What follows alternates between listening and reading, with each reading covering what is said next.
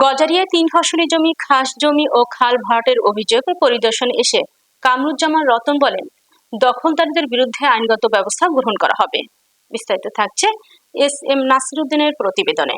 মুন্সিগঞ্জের গজারিয়ার চর বাউশিয়া এলাকায় শিল্প প্রতিষ্ঠান স্থাপনের নামে ৩ ফসলি কৃষি জমি, খাস জমি ও খাল ভরাটের অভিযোগে সরজমিন পরিদর্শন করেছেন মুন্সিগঞ্জ ৩ আসনের সংসদ সদস্য কামরুজ্জামান রতন। স্থানীয়দের ভুক্তভোগী কৃষকরা বলেন, সাহারা ট্রেডিং, আলী আহমেদ, সোলায়মান এবং সাত্তারগঞ্জের সহযোগিতায় রাতের আধারে কৃষি জমি ও খাল বালু দিয়ে ভরাট করছে। এতে কৃষি উৎপাদন, জীববৈচিত্র্য মারাত্মক হুমকির মুখে পড়েছে। এ সময় ৪০-৫০ জন কৃষক বলেন, আমাদের কাছ থেকে জমি ক্রয় না করে জোরপূর্বক জমি দখল করে বালি দিয়ে ভরাট করছে তারা। একই সঙ্গে খালের উপর রাস্তা নির্মাণ করে পানি যাওয়া আসা বন্ধ করে দিয়েছে। এ সময় কামরুজ্জামান রতন বলেন, ভূমি দখল ও খাল ভরাটের সঙ্গে জড়িতদের বিরুদ্ধে আইনগত ব্যবস্থা গ্রহণ করা হবে। দেশব্যাপী ২০,০০০ কিলোমিটার খাল ও জলাধার খনন ও পুনঃখনন কর্মসূচি গ্রহণ করেছে সরকার।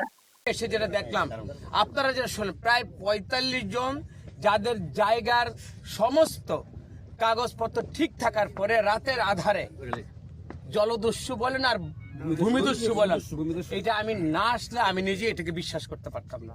কিন্তু আমার এই অভিজ্ঞতা খুবই কম। আজকে যেটা দেখলাম, যে দৃশ্যপটটা এখানে দেখলাম, আসলে এটা মানা যায় না, অমানবিক। একমাত্র অবলম্বন হলে একটা জমি, তাদেরকে আপনি জমির মূল্য না দিন, উপযুক্ত ভাবে আপনি রেজিস্ট্রি না করে তাদেরকে যে ভূমি হারা করলেন, জি, এই পেটটা এত রাক্ষসের পেট হবে কেন? সে তো একটা মানুষ।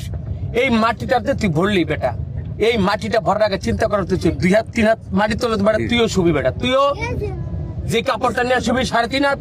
এই লোকগুলো, সেই দাড়ি পাকা মানুষগুলো যে আহাজারি, এটা শোনার জন্য এবং এর প্রতিকার জন্য তারেক রহমান বাংলাদেশের দায়িত্ব নিয়েছেন। যার প্রতিনিধি হিসাবে আমি এখানে আপনাদের দাঁড়িয়ে এতটুকু কমিটমেন্ট করছি যে এর পূর্ণতা, ন্যায্যতা এখানে এই জনগোষ্ঠী এটা পাবে। এটা যত বড় শক্তিশালী হোক, ওই ভূমিদস্যুদের তাদের এই পেট উদরে